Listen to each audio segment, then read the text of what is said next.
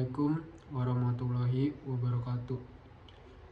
Perkenalkan teman-teman semuanya, nama saya Muhammad Syatir Arhab dengan NIM 15036240026. Pada kesempatan kali ini saya akan membawakan materi kajian mengenai permasalahan pendidikan dan juga permasalahan guru yang sering terjadi atau yang sedang terjadi di Indonesia. Sesuai dengan tugas yang diberikan Bapak Rian Arthur terkait mata kuliah landasan pendidikan. Baik, pada materi pertama yang akan saya sampaikan adalah mengenai masalah pendidikan yang sering atau marak terjadi di Indonesia belakangan ini. Di Indonesia masih ada beberapa masalah pendidikan yang umum terjadi dan menjadi tantangan dalam meningkatkan kualitas dan juga akses pendidikan. Seperti yang kita tahu, pendidikan yang berkualitas tentu saja diharapkan demi kemajuan suatu bangsa. Pendidikan bukan sekedar sebagai sarana agent of change, tetapi pendidikan juga harus bisa menjadi sarana agent of producer yang dilakukan oleh para penerus-penerus bangsa agar dapat menciptakan suatu transformasi yang nyata. Indonesia adalah negara kepulauan berbentuk republik dengan jumlah penduduk mencapai 273,36 juta jiwa.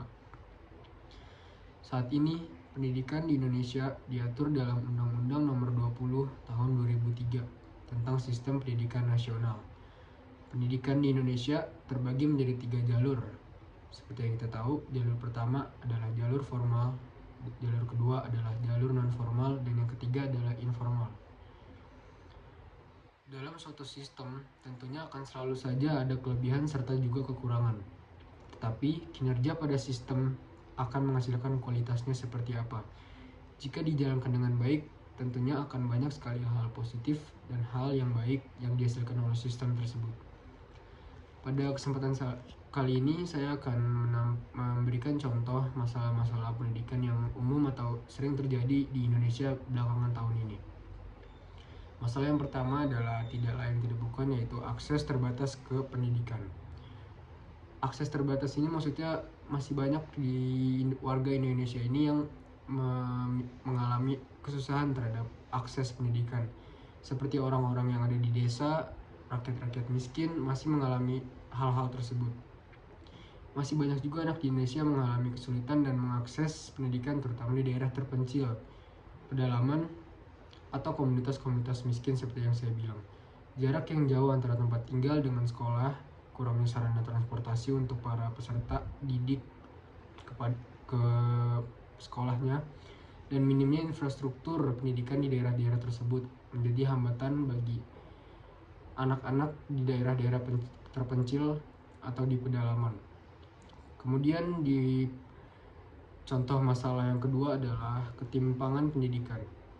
Ketimpangan pendidikan antara daerah perkotaan dan juga perdesaan, serta antara kelompok sosial ekonomi masih menjadi masalah serius di Indonesia. Fasilitas dan kualitas pendidikan di perkotaan umumnya jauh lebih baik. Fasilitas di lingkungan sekolah perkotaan banyak yang sudah memadai. Sedangkan, seperti yang kita tahu, fasilitas atau infrastruktur di sekolah, pedalaman atau pedesaan masih sangat-sangat kurang mencukupi. Anak-anak dari keluarga miskin juga sering mengalami kesulitan dalam mengakses pendidikan berkualitas tinggi. Kemudian di permasalahan ketiga adalah kualitas guru dan juga tenaga pendidik. Tantangan terkait kualitas guru dan tenaga pendidik di Indonesia masih sangat ada. Kurangnya pelatihan yang memadai untuk para guru-guru, keterbatasan sumber daya manusia yang berkualitas di bidang pendidikan, serta tingkat rotasi yang tinggi di beberapa daerah menghambat konsistensi dan kualitas pengajaran. Kemudian pada masalah keempat adalah kurikulum yang tidak relevan. Beberapa pihak berpendapat bahwa kurikulum pendidikan di Indonesia masih kurang relevan dengan kebutuhan dunia kerja dan perkembangan global tentunya. Terlalu banyak muatan teori pada kurikulum yang sudah ada ini. Menurut para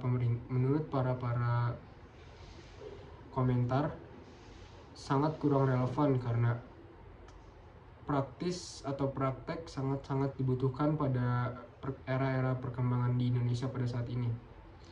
Kemudian masalah kelima adalah kualitas fasilitas dan infrastruktur.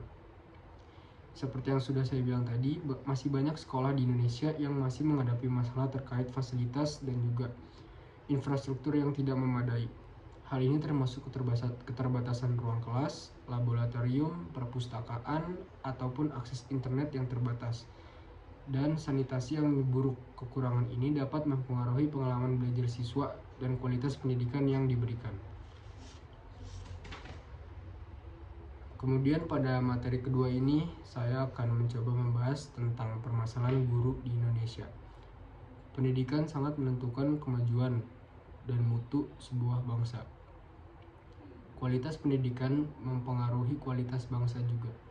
Bangsa yang maju memiliki pendidikan yang baik, sedangkan bangsa yang buruk memiliki pendidikan yang sesuai. Pendidikan yang baik diperoleh dari kualitas guru yang baik. Guru merupakan faktor atau kunci mutu pendidikan dan kemajuan suatu bangsa. Oleh karena itu, peran-peran guru sangatlah penting untuk generasi-generasi penerus bangsa seperti kita. Bangsa yang abai terhadap guru akan sulit maju karena kualitas generasi penerus ditentukan oleh guru-guru selain orang tua dan juga pemerintah. Hal ini sudah menjadi pengetahuan umum, tapi sulit dalam mempraktekannya. Pemerintah setengah hati meningkatkan mutu pendidikan melalui perbaikan guru dalam berbagai aspeknya, mulai dari kesejahteraan guru, pendidikan guru, dan juga yang lainnya. Pada tahun 2018, tepatnya April, DPD RI atau Dewan Perwakilan Daerah RI menginisiasi perubahan UU Guru dan Dosen nomor 14 tahun 2005. Dibentuklah 5 tim ahli, yang diantaranya 2 dari PGRI dan 3 dari ADI, yang bekerja selama 6 bulan. Penulis mewakili PGRI bersama Prof. Supardi. Dari proses kerja tim ahli dan anggota DPD RI, itu ditemukan beberapa masalah-masalah guru yang sering terjadi di Indonesia, yang menyebabkan proses penghambatan kegiatan belajar mengajar dan kurangnya totalitas kegiatan belajar mengajar yang ada di Indonesia. Permasalahan tersebut meliputi yang pertama adalah pemerataan. Bukan hanya kekurangan guru PNS dan guru tetap ataupun kontrak, Indonesia mengalami mismanajemen distribusi guru. Indonesia masih mengalami banyak sekali mismanajemen dalam hal mendistribusikan guru. Satu sekolah, satu kecamatan, atau satu kabupaten mengalami kelebihan guru. Pada contohnya, di kabupaten atau di daerah lain justru mengalami hal sebaliknya, yaitu kekurangan guru dan juga kekurangan pengajar-pengajar pada sekolah-sekolah yang ada di kecamatan atau kabupaten kota lainnya. Kecuali itu, setiap tahun banyak guru pensiun, tetapi sudah 4 tahun ini tidak ada perekrutan guru PNS ataupun guru kontrak atau pegawai-pegawai pemerintah dengan perjanjian kerja P3K. Di satu sekolah di banyak daerah, hanya terdapat 1 atau 2 guru yang merangkap sebagai kepala sekolah, bendahara sekaligus administrasi. Kemudian pada permasalahan yang kedua adalah kompetensi. Hasil uji kompetensi guru atau UKG beberapa tahun terakhir menunjukkan kompetensi guru Indonesia sangatlah rendah. Peringkat rendah Indonesia dalam beberapa pemeringkatan dunia tentang kemampuan siswa dalam bidang membaca, matematika, dan sains juga secara tidak langsung menunjukkan seberapa buruknya kualitas dan kompetensi guru-guru yang ada di Indonesia ini. Rata-rata nasional hasil UKG tahun 2015 bidang pedagogik dan profesional adalah 53,02. Untuk kompetensi bidang pedagogik saja, rata-rata nasionalnya adalah 48,94, yakni berada di bawah standar kompetensi minimal atau SKM, yaitu 55,05. Kemudian kita lanjut kepada permasalahan yang ketiga, yaitu mengenai kesejahteraan para guru. Ketidakadilan dirasakan oleh guru honorer dan guru swasta yang mendapatkan gaji yang kurang layak. Pendidikan di Indonesia masih sangat banyak untuk diperbaiki. Masalah yang harus diperbaiki adalah kesejahteraan guru. Guru-guru di Indonesia menurut saya sangat-sangat kurang mengalami keadilan, terutama dalam soal gaji. Indonesia sangat kesampingan kepentingan guru-guru, padahal guru-guru adalah agen-agen yang bisa mendidik para generasi-generasi penerusnya. Pada masalah kesejahteraan kali ini, saya akan membahas tentang gaji guru-guru yang ada di Indonesia.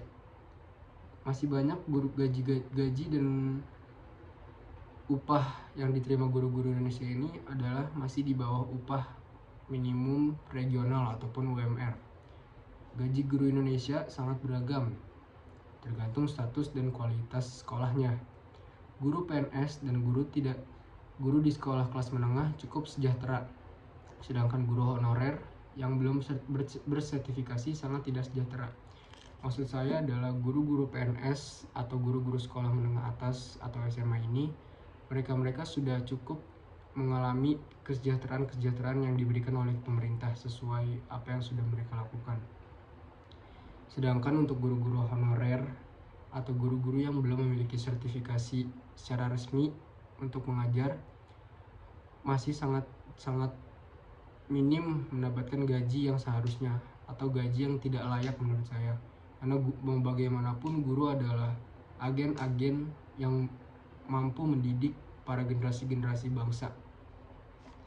Kemudian lanjut pemasalahan selanjutnya adalah pemerintah harus segera menetapkan standar minimal gaji untuk guru, baik untuk guru-guru PNS maupun guru-guru honorer, baik untuk guru-guru sekolah dasar maupun untuk guru-guru sekolah menengah atas. Jangan ada larangan sekolah menarik iuran bulanan bagi orang tua yang mampu. Dana BOS cukup untuk membayar layak guru-guru honorer. Jadi, maksud dari artikel ini adalah sekolah-sekolah yang ada di Indonesia baik swasta maupun negeri tidak boleh memungut biaya-biaya apapun dari para orang tua murid untuk alasan memberikan gaji kepada guru-guru honorer.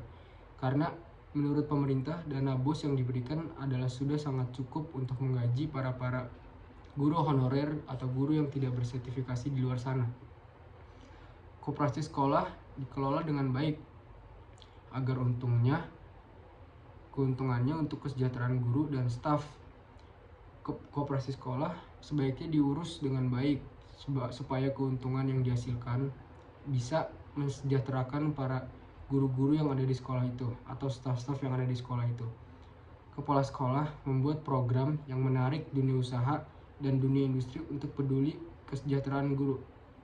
Sebaiknya pihak kepala sekolah yang ada di Indonesia lebih kreatif lagi untuk mempromosikan sekolahnya dan membuat program-program yang menarik untuk dunia usaha di luar sana, sehingga dapat melakukan kerjasama antara sekolah untuk meningkatkan kualitas kesejahteraan para staf dan juga guru-guru di sekolah itu. Berikut saya akan mencoba melampirkan beberapa referensi artikel saya untuk menulis artikel yang saya sampaikan ini.